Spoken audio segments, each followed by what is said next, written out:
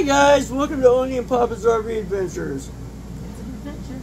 It's always an adventure with us. That's why my wife married me, because life is an adventure, especially with me. She never knows what's going to happen, right babe? That is so true. Well, what are we going to talk about today?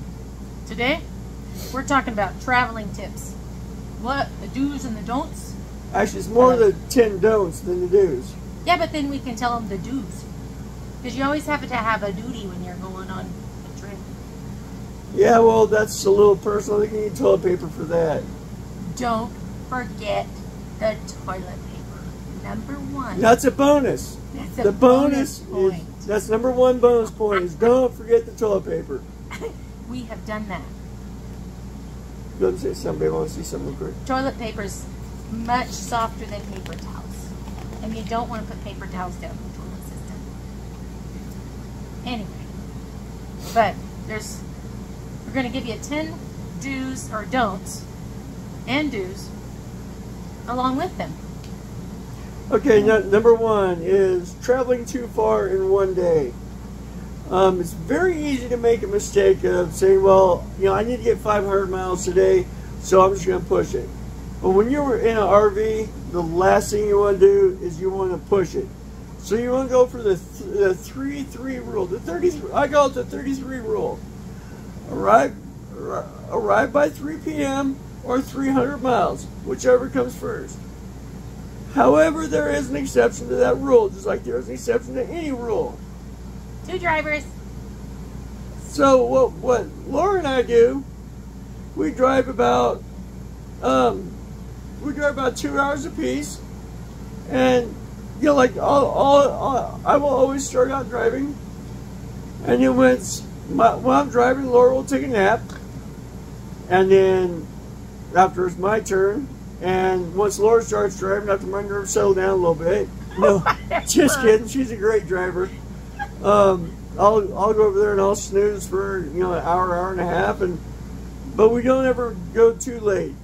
We can do 500-600 miles in a day, but we don't like to arrive to the campgrounds too late. We like to arrive. Our goal is to arrive to the campground before the campground closes. And don't go too fast. We see so many RVers out there going down the road and they're going too fast, and so we plan out our time. We go between 55 and 60, 65 at the most, and just drive safe for the roads that we're on, and if we have to slow down, we slow down, because it's better to arrive alive. That's right. And number 2, dear. Packing too much, like I've never done that. Alright, part of being an RVer is to learn to be resourceful. That means bringing exactly what you need. Don't bring too much.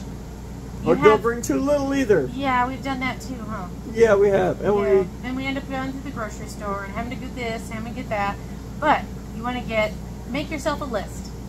And, well, now I'm getting on to number 3. But anyway, don't bring too much. Don't bring all the cooking stuff that you have in your normal house, because you won't use it. You won't use it. And I always prepare ahead of time and prepare meals and stuff. But I do some stuff on the road, but not that much. And if you have too much, it adds to the weight of your vehicle, which also takes away from your fuel economy.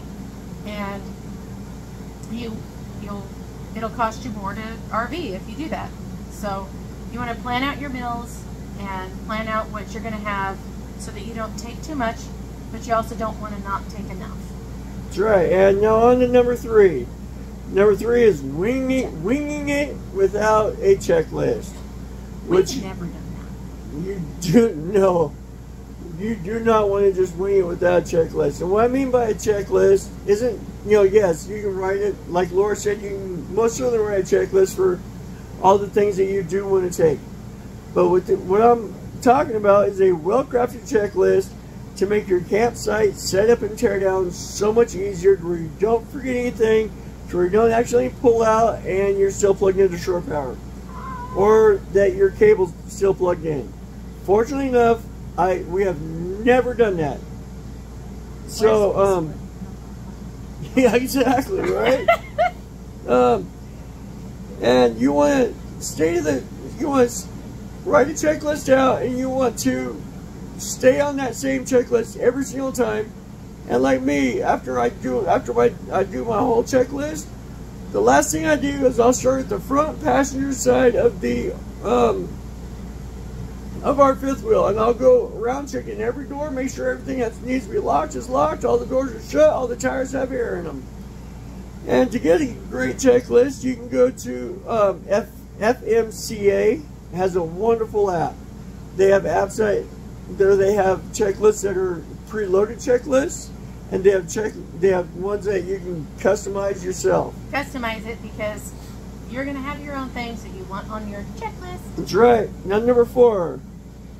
Oh, and my job is to check the lights. Because Kevin always drives first.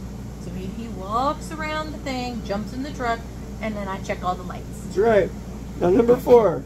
Oh, you really, really need to seek training if you're going to do RVing, especially if you have a large RV, because it's not like you can just pull out like you will with your car. Not only for your driving, depending on the size of your RV, how it's going to pull behind your truck, and how it follows. Because if you don't know how your trailer follows, you may jump every curb for the first 100 miles that you're going down the road. Wait. And you also want to know the weight of your vehicle. Yes. I'm probably skipping ahead. You need to know the weight of your vehicle, so that you know how much it weighs, how much you can put in it, so that you don't overload it. Some of those mistakes people make is overloading, and then they end up on the side of the road with a blown tire and a broken axle. It's just not a good idea.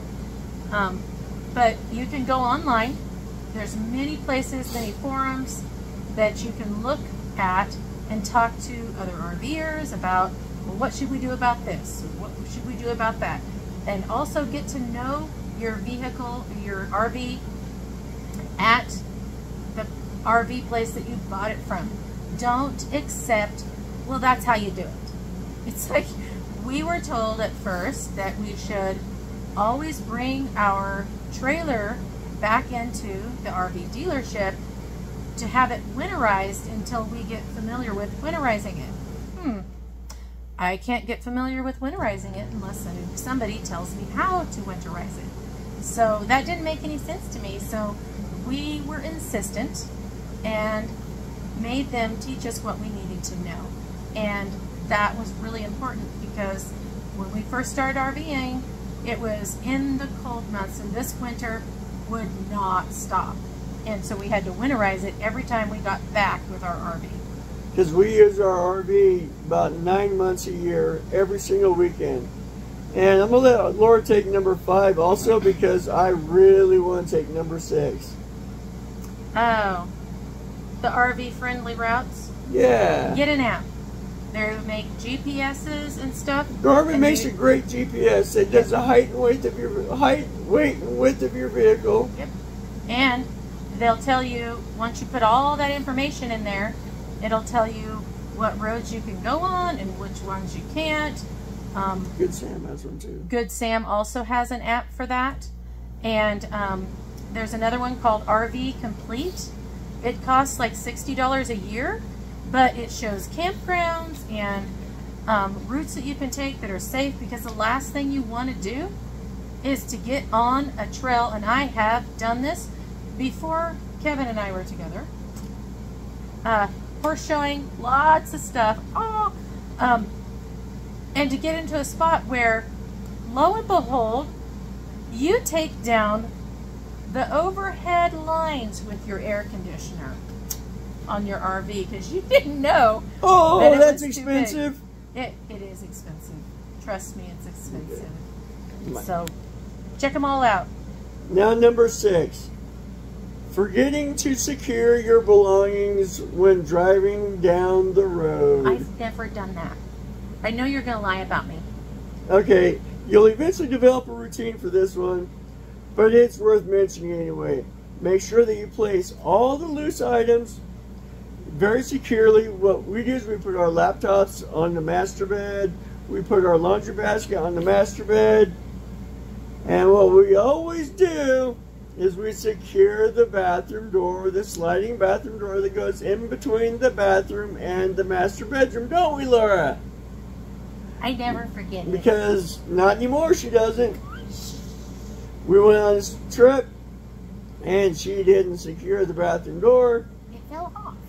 Oh, it didn't fall off. The wheels in the front, the screws were literally jarred halfway out. So that was a fun experience. Yeah, that was not fun. What's He that? laughed at me though. Oh yeah, I laughed at her. She's still not living it down. Oh, just like I said before, know the height of your RV. If you don't know how tall you are, you can't tell people when you're going to an RV park, hey, we're almost 14 feet tall, and we're this long. Know your dimensions of your RV, know how tall you are, and make sure when you're coming into a place that you can go under the overhanging things.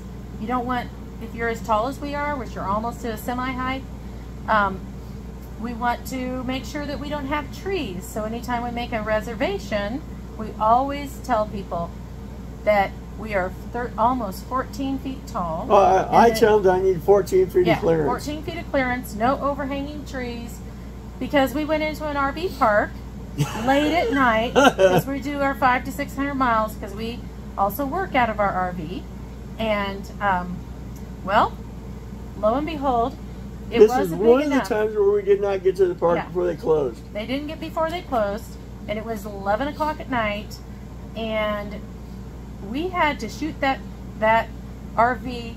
Like, I was driving, and it took me 3 times to get it in there. No, it didn't. It was 3. You have a bad memory. He had to tell me 5 times. But anyway, 3 times getting it in there because there was a big overhanging branch, and Kevin was out back spotting for me, and I had to back it back out and then pull it back in again. However, I have to say, going out, the same thing. All those big trees, and know how your RV maneuvers. You might think, oh, you just pull out. RVs pivot on the back axle like that. So that back thing, it comes like this, and it just like smack. It can swing around and smack something that you would think that you were clear. So a spotter is really important, because I didn't really even realize how they maneuver until I'm standing out there and watching Kevin pulling this RV out, and I had to stop him several times. Okay, back up, because you're going to hit the tree. But he was clear everywhere else, but the RV was swinging in the back, and it would have come around and smacked the trees on the top. Yep. So you definitely have a spotter, and know how tall your RV is and all your dimensions and how it moves. Laura just, tag number 8, backing up without a spotter. So you don't ever want to back up without a spotter. However, with the work that we do, there's going to come a time here before too long that I'm going to have to back up without a spotter, because all of our praying viewers out there, please pray for my dad and pray for Laura, because my dad's got Alzheimer's, and here before too long, Laura's going to have to stay home with him, and I might be on the road alone. However, the way to be able to back up without a spotter is we do have cameras. We have a backup camera, and we have a driver's side camera, and we have a passenger side camera. Yep. However, the only way they will turn on is if you turn your headlights on. And so, which is great. And first thing you do is absolute first thing I did is I was backing up to something, and on the backup camera, it doesn't beep like it does in your vehicle. It just shows you the line. On the one we have, it shows you the lines. And when the first line got to an object, I asked Laura, because Laura and I always communicate over the phone when she's outside. I asked Laura, it's okay, how far am I away from this object? And she said, you're 6 feet, she measured it off. She said, you're 6 feet away from it. So I know when that first line hits something, I'm 6 feet away from it, which is absolutely wonderful. And now number 9. Oh, we have seen some interesting things. Oh my gosh. My gosh. We got to make this one quick before it's that time. Not using the proper tow vehicle. We have seen some people using a car to pull another truck, that had a camper on it, with another truck, with the tow thing behind it. That's not a good idea. One of the best ones we saw, however, was a car was pulling a truck, and the truck was pulling the fifth wheel. Yeah. And the first car was like, they had like a little, 6-cylinder engine in it. It was crazy. We've seen some really crazy stuff. Anyway, you need to know how big your vehicle is, your RV, how much it weighs, and make sure you get a truck that can handle that weight. Also, even if you get a truck, we have an F-350, brand new. Our RV is, when it's loaded, 20,000 pounds. Gross vehicle weighs 20,000 pounds. However, we don't load it that heavy. We just weighed it today and we were not that heavy. So, we know exactly how much we have. However, it's still sunk the springs down, so we got overload bags. Airbags are awesome. We've got overload spring on the truck. Yes. But it came down, hit the overload spring, and it pushed the overload spring down too far. And when we went over a bump, we was going like this. Yes. So we didn't want to spend our days going like this down the road, which we do watch. Today I was driving and I was like, oh my gosh, look at those people. And they were in the other direction, going the opposite direction, going fast. And they were just doing this and their trailer was going all over the road. And that is one really good way to end up off the cliff or dead. And we've seen people in really bad accidents out on the highway. And number 10 is not calling ahead to ask the right questions. Some campgrounds don't allow certain breeds of dogs. Other campgrounds, which we just stayed in, don't allow RVs over 15 years old. And some campgrounds don't allow motorcycles or golf carts. Also, call ahead, like Laura mentioned, to say like when we say we need no overhanging trees at all. And most of the time at KOA campgrounds, no, we're not getting sponsored by KOA, but we are giving KOA, we love KOA. We are KOA members, and I recommend becoming a KOA member. And anyways, we call ahead and we tell them exactly what our needs are. And almost every single time they'll put us on hold, they'll run outside, and they will check this specific site, which is just really wonderful. And also, always ask for an email of the rules and regulations when you're making a reservation, and ask if there's any specific things you need to know. Like this one campground we just stayed in. When our trash got full, we set it out in front of the RV and they picked it up. If we needed our propane filled, we set it out in front of the RV, and the propane ferry came and filled it up and returned it back with a slip on it. I love the propane ferry. Yeah, me too, but it wasn't free though. No. And ask also when you get there, because they know the local area, ask them if there are, if there's anything around there that you may want to know that that you may want to do, or areas that you may want to stay away from, because they know the area. Right now, where not to go because it's flooding because of the winter times, all over the place. Yes, and also ask them for must-dos in the area. And like when you pull into a campground, like we just pulled in tonight into a KOA, and I was going over the little brochure that they gave us, and I'd never seen it at another KOA, but every single night they have movie night.